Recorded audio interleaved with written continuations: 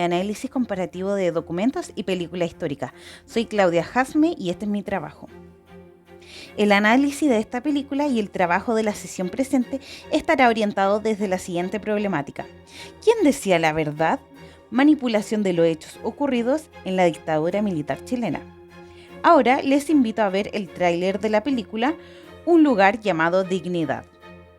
Sin los alemanes nosotros no tendríamos ni aspirinas. Pero yo no puedo hacerme la ciega.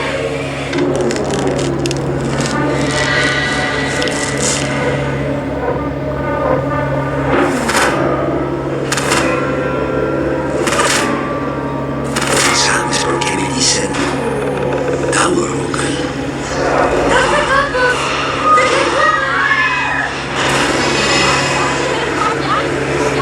Significa tío permanente. Entonces, para poder entender la película, revisemos desde dónde proviene. Bueno, está basada en un caso real de Colonia Dignidad, la cual fue una obra social en la sociedad benefactora y educacional Dignidad, asentamiento donde habitaron alemanes y chilenos. También funcionó como un centro de tortura y asesinato en dictadura militar. Y funcionaba como un estado dentro de un estado. Asimismo, su contextualización según el texto, Un enclave de indignidad de Tomás Villarroel, nos señala que este hecho se desarrolló en la comuna de Parral, región del Maule, y hacia 1961 aproximadamente se instala una comunidad alemana del tipo sectaria, es decir, vinculada a la religión, donde llegaron con un tipo de migración cerrada a la región. Asimismo, en la película se declara esto mismo. Cabe señalar también que la comuna de Parral socialmente en esa época se organizaba en patrones que poseían haciendas y sus campesinos. Entonces, revisemos la ficha técnica de esta película. Bueno, la película Un lugar llamado Dignidad fue dirigida por el director chileno Matías Roja Valencia, quien esta película fue producida el año 2021 en la región de Maule en Chile, también en otros países como Francia, Colombia, Argentina y Alemania. Los premios que ha ganado esta película es al mejor director en el Festival de Cine Iberoamericano de Huelva en 2022. Ha tenido múltiples nominaciones, por ejemplo, el mejor largometraje, mejor dirección, mejor actor principal, mejor actor secundario, mejor actriz secundaria, mejor director de fotografía en los premios Pedro Siena en 2022. También ha sido nominada en mejor actor protagónico en cine y mejor actriz de soporte en cine en los premios Caleuche 2023 de Chile. Y también fue nominada al Gran Premio a Mejor Película en el Festival de Cine de las Noches Negras de Tallin en 2021. Y como reconocimiento importante esta película es que esta fue preseleccionada nacional para presentar a la mejor película internacional en la 95 edición de los premios Oscar del 2023. Como proceso histórico principal que se aborda la película son los últimos meses de dictadura militar chilena en 1989 para ser específico. Pregunta o problema histórico que aborda esta película es la omisión de reconocimiento de que en Colonia Dignidad funcionó como un centro de detención y tortura durante la dictadura militar en Chile. Esta película transcurre en un tiempo de ruptura de la democracia y de los derechos civiles. Y para destacar, esta información fue sacada de la página web Cine Chile, la enciclopedia del cine chileno. Entonces, esta película la he contrastado con dos textos leídos. El primer texto, Un enclave de indignidad, la fuga de Wolfgang Müller, los primeros años de Colonia Dignidad en Chile, 1961 a 1966. Este texto hace alusión a la primera fuga más relevante que empieza a destapar la verdad de los hechos que acontecían en la benefactora Dignidad, sociedad puertas adentro de Parral, que funcionaba como un régimen mini totalitarista, cuya fuga es protagonizada por Wolf Wolfgang Müller en 1966. Con este texto se logra entender qué es lo que realmente pasaba en Colonia Dignidad, cómo funcionaba este lugar como un régimen totalitario, mini totalitarismo, tal cual lo destaca el texto, y cómo los poderes del Estado son más fuertes que el relato de un joven alemán Müller, dejando para la época impune este caso. Ahora, en el segundo texto, la memoria disidente, ruptura y persecución y despertar, en este capítulo, a través de la memoria como ruptura y la memoria como persecución y despertar, trabajan por mostrar los hechos de detención y tortura como resultado de violación a los derechos humanos en un régimen militar acontecido en Chile. En este texto conocemos el caso de Herminda, quien era habitante de La Legua, donde en 1973 sus 2 hijos son detenidos por el régimen militar en el periodo de dictadura chilena y que nunca más se le volvió a ver con vida a estos chicos. La calidad de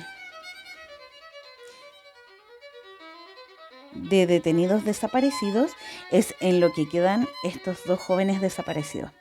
Es decir, ya no hay un retorno en sus vidas. Y también se relata el caso de Violeta, donde en 1973 ella y su esposo son acusados por sus mismos vecinos como sospechosos. Entonces detienen a su marido, quien es torturado por el régimen militar, pero este vuelve.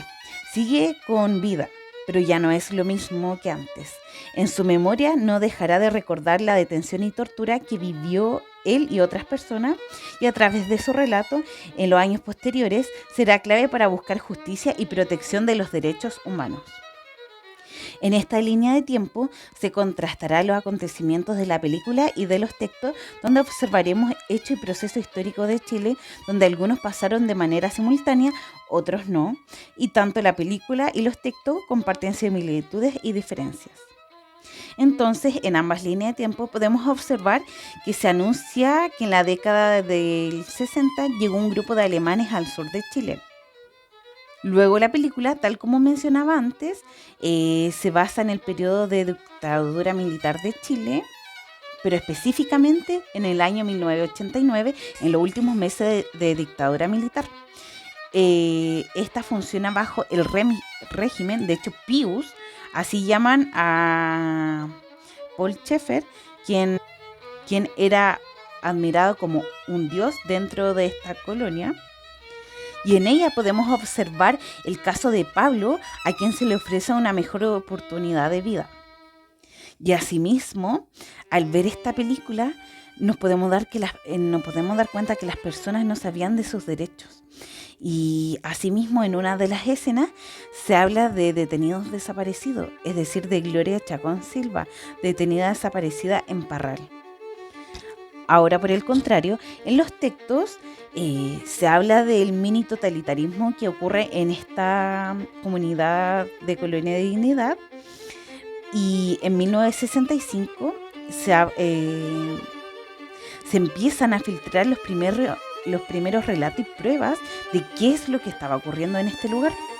En 1966 está la fuga de Wolfgang Müller, quien posteriormente, luego de anunciar qué es lo que pasaba acá, entregar su relato, en 1967 él es condenado por injurias, como difamación hacia esta colonia. Pero su fuga no pasa desapercibida para Alemania. De hecho, la embajada alemana en 1970 da una alerta de qué es lo que está pasando con esta persona que es la cabecilla, es decir, el Pius, y qué es lo que realizaba también antes él en Alemania. Asimismo, en los textos nos adentramos al periodo de dictadura militar en Chile ocurrido desde 1973 hasta el retorno de la democracia en 1990. Bueno, en 1973 tenemos detenidos desaparecidos en los relatos de Herminda y el caso de Violeta.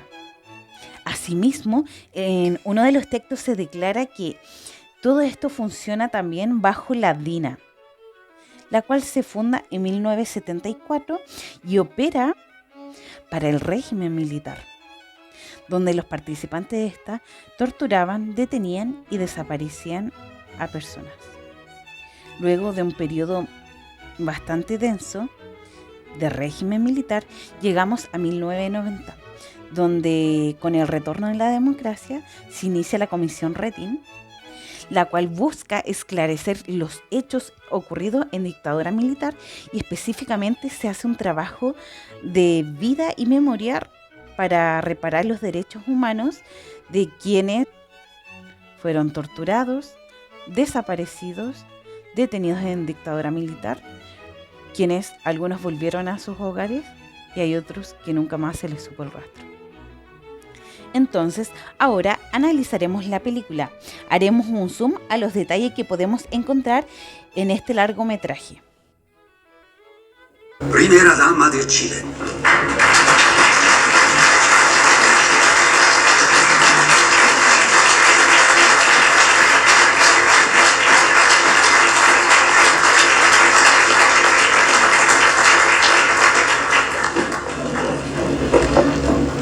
Estoy muy emocionada y cómo no estar orgullosa de esta importante obra que ha beneficiado a tantos compatriotas en estas tierras lejanas.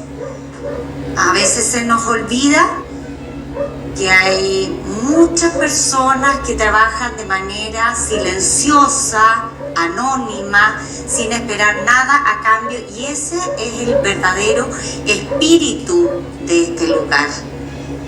El país está pasando por momentos complejos, pero también naturales. Y yo sé que hay mucha gente, como todos los que estamos acá, que podemos ver y entender en lo que se ha convertido este hermoso país. Bueno, y en esta escena podemos analizar las siguientes situaciones.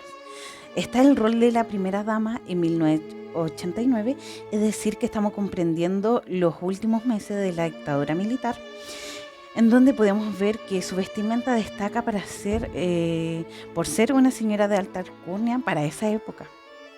También en esta escena, los representantes del gobierno son militares quienes están sentados en la mesa principal del evento, lo cual nos ayuda a comprender en el contexto que se desarrolla la trama.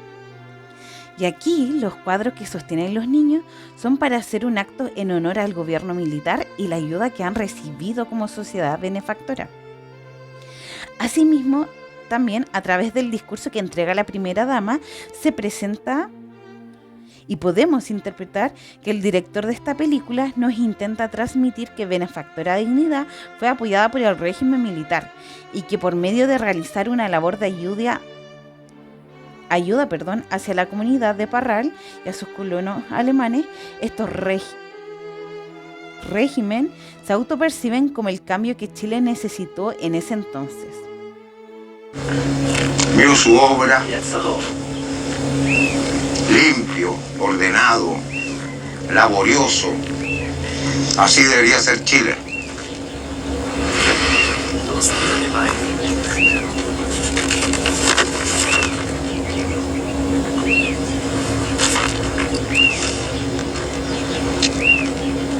Nunca se había visto esa cosa por aquí. No se preocupe, don Paul. No va a pasar nada. Nunca. Vamos a ganar. En esta escena podemos observar que un miembro del régimen militar admira el trabajo benéfico que realiza Paul en la sociedad benefactora. La destaca como ordenada, pero no un orden de algo estético, sino como orden de régimen, de que hay un control. Asimismo, a través de la interacción entre el militar y Paul, revisando el cartel de búsqueda de una detenida desaparecida, el militar declara que no pasa nada. Esto se interpreta que el director de esta película nos intenta transmitir que no importa los hechos que ocurren al interior de Colonia Dignidad, como un sitio de tortura y detención, no se va a saber nada. Es decir, ¿qué va a pasar? ¿O qué va a saber la gente que se tortura a personas ahí si total es un lugar, un sitio donde se dudaría que acontece ese tipo de cosas porque es un lugar en el que se ayuda a la gente? Es decir, es un sitio donde la violación a los derechos humanos quedan impunes. Ahora bien, estos fragmentos analizados de la película, ¿son la única verdad? Revisemos el siguiente video para ver si puede haber algún contraste en los hechos. La opinión pública internacional y nacional ha podido comprobar a sí mismo cómo nuestro gobierno ha colaborado ampliamente en la investigación de los hechos para contribuir al total esclarecimiento de la verdad y la sanción consiguiente que merecen los culpables, cualquiera sea su posición o su nacionalidad. En los primeros meses de 1978, los chilenos somos sorprendidos por una bomba periodística. Los principales sospechosos del crimen de Letelier son identificados: el norteamericano Michael Townley y el capitán del ejército Armando Fernández Larios, ambos agentes de la DINA, organismo de inteligencia del gobierno militar. Entonces, a través de lo presentado podemos concebir las siguientes ideas. Colonia Dignidad y la dictadura militar. Mientras se vive un régimen militar en el país, en una comuna de Chile, dentro de una sociedad benefactora, los habitantes viven bajo un régimen mini totalitarismo, es decir, son hechos simultáneos. ¿Cuál es la verdad? Tanto en Colonia como en el resto del país se detienen a personas, se les tortura y desaparecen. Es decir, en ambas situaciones hay una violación a los derechos humanos. ¿Quién dice la verdad? En las fuentes observadas se evidencia que hay un régimen militar a cargo del país que no esclarece de manera verídica qué es lo que está pasando con los ciudadanos que desaparecen. Y también hay una sociedad benefactora que no es lo que parece. Y también, si analizamos el video anterior, podemos declarar que la proclamación del discurso que se dice con fuerza, voz clara y fuerte, no está intentando como si nos quisieran convencer respecto a algo que ocurrió. A través de lo anteriormente presentado, podemos concluir que manipular la verdad con respecto a los hechos ocurridos durante la dictadura militar chilena en Colonia Dignidad, como en todo el país, tarde o temprano se terminó sabiendo. La memoria es una herramienta de la ciudadanía. Entonces, retomando la problemática, ¿quién decía la verdad? Manipulación de los hechos ocurridos en dictadura militar chilena. Y entonces, ¿cómo trabajar la memoria como ruptura y como persecución y despertar? Esta actividad que voy a presentar está dirigida para un sector básico, en el eje de historia. El objetivo de aprendizaje es comparar diferentes visiones sobre el quiebre de la democracia en Chile en el régimen o dictadura militar y el proceso de recuperación de la democracia a fines del siglo XX, considerando los distintos actores, experiencias y puntos de vista y el consenso actual con respecto a la valoración de la democracia. Las dos principales habilidades a trabajar en esta actividad es pensamiento crítico y comunicación. Y el tiempo de esta actividad será destinado para trabajarlo en 2 clases. Y el puntapié inicial de este trabajo se hará a través de recapitular la siguiente escena de la película Un lugar llamado Dignidad. Pero yo no puedo hacerme la ciega. A mi hermana la trajeron y la pusieron en una camilla igual a esa. Pero la pusieron ahí no para ayudarla. En este lugar se tortura y desaparecen las personas. Gloria Chacón Silva, campesina, dirigente sindical, detenida el 14 de marzo de 1974, torturada y desaparecida aquí en Colonia Dignidad.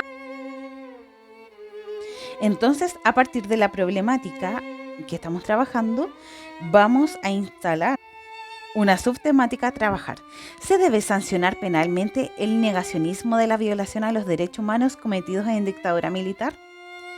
En la clase 1, en primer lugar, se va a presentar la problemática y contexto. Se va a mostrar este video de la película, este fragmento, y se presentará la problemática a discutir, es decir, la pregunta que encabeza esta actividad.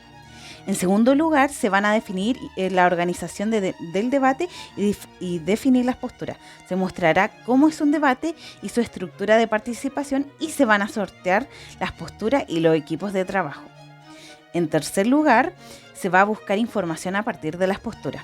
Los estudiantes, en conjunto con la docente, establecerán en qué fuentes bibliográficas se buscará la información y esto se hará en la sala de computación. Luego, situándonos en la clase 2, Se va a realizar el debate, se va a llevar a cabo con la participación de los estudiantes. Y no solo nos quedaremos con eso, también vamos a hacer un cierre reflexivo. Se ofrecerá una instancia de cierre en donde, independiente de las posturas debatidas, se dialogará de manera respetuosa acerca de por qué es necesario trabajar la memoria y la persecución de resguardar los derechos humanos para la ciudadanía a partir de los casos de violación a los derechos humanos en Chile. Aquí hay un mapeo de la manera en que se va a trabajar el debate con la problemática instalada de se debe sancionar penalmente el negacionismo de las violaciones a los derechos humanos cometidos en dictadura militar. Entonces necesitaremos un moderador o moderadores que lo vamos a trabajar, definir en clase. Y también vamos a tener dos grupos: la postura a favor de sancionar y la postura en contra de sancionar. A favor de sancionar podemos trabajar el negar o justificar crímenes de lesa humanidad, con 3 argumentos respectivos, que sería: atenta contra la dignidad de las víctimas, fomenta el discurso de odio, debilita las bases para la democracia. Y en la postura en contra de sancionar se puede trabajar argumentos de la libertad de expresión, como esta debe ser absoluta en una sociedad libre, también debe ser para ideas restrictivas u ofensivas, o combatir el negacionismo con censura o cárcel. También se puede victimizar a los infractores. Y la estructura del debate se lleva a cabo con la introducción, 3 argumentos, una pausa para construir los 3 contraargumentos y la conclusión. Y los equipos de trabajo se conforman de la siguiente manera: se divide al curso en 2 y por cada grupo podemos sacar 2 moderadores, quienes serán los moderadores principales del debate y que no tendrán una postura definida. Y luego, entre los miembros restantes del grupo, se van a definir los roles de quién hace la introducción, quiénes hacen los 3 argumentos, quiénes hacen los 3 contraargumentos y quién hace la conclusión. Y si sobran roles, o hay gente que no queda con roles, ellos pueden trabajar en la instancia de la pausa para construir los 3 contraargumentos y la conclusión. Y eso sería todo el trabajo presentado en esta sesión.